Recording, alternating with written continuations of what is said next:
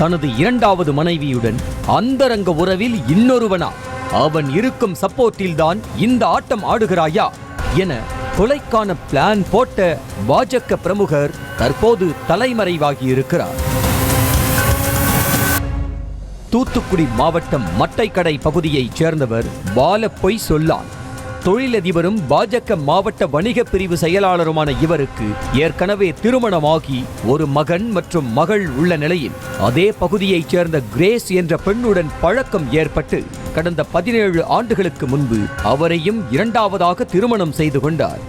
இந்த நிலையில் வீட்டின் அருகே வசித்து வந்த ஏற்கனவே திருமணமாகி பிள்ளைகள் உள்ள கப்பல் மாலுமியான அந்தோணிசாமி என்பவருடன் கிரேஸுக்கு நெருக்கம் ஏற்பட்டுள்ளது.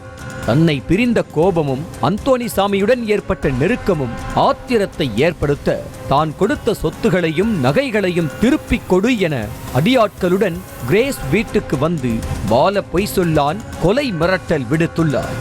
இது தொடர்பான வழக்கில் பால பொய் சொல்லானை வடபாக்கம் போலீசார் கைது செய்து பின்னர் ஜாமீனில் விடுவித்தனர்.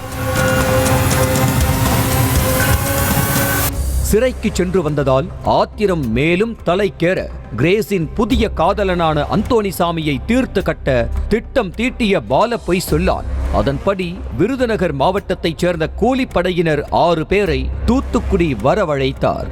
அடியாட்கள் 6 பேரும் வந்த வேகத்தில் அங்குள்ள டாஸ்மாக் கடைக்கு சென்று மது அருந்தி உள்ளனர். போதையில் இருந்த 6 பேரும் நாங்க யார் தெரியுமா, அந்தோணிசாமியை போட்டு தள்ள வந்திருக்கோம் என டாஸ்மாகில் கெத்தாக உளறிவிட்டு பால பொய் சொல்லானுக்கு சொந்தமான ஒரு இடத்திற்கு சென்றனர். இதுகுறித்து தகவல் அறிந்து டாஸ்மாக் கடைக்கு வந்த போலீசார் 6 பேரையும் அடையாளம் காட்டுவதற்காக அங்குள்ள சிலரை அழைத்து கொண்டு பால பொய் சொல்லானின் இடத்திற்கு சென்றனர். தொடர்ந்து மேற்கொண்ட விசாரணையில் அந்தோணிசாமியை போட்டு தள்ளுவதற்காகத்தான் பால பொய் சொல்லான் தங்களை இறக்கி உள்ளதாக கூற ராஜா, முத்தழகு, விஜய், வல்லரசு, சந்தன பாண்டி, சக்திவேல் ஆகிய கூலிப்படையினர் 6 பேரை போலீசார் கூண்டோடு கைது செய்தனர். மேலும் அவர்களிடமிருந்து கத்தி, வாள் உள்ளிட்ட பயங்கர ஆயுதங்களையும் அள்ளி உள்ளனர். கைதான 6 பேரிடமும் விசாரணை ஒருபுறம் நடந்து கொண்டிருக்க தனது பெயருக்கு எதிர்மாறான செயலை ஸ்கெட்ச் போட்டு செய்துவிட்டு தலைமறைவாகியுள்ள பால பொய் சொல்லானையும் போலீசார் தேடி வருகின்றனர்.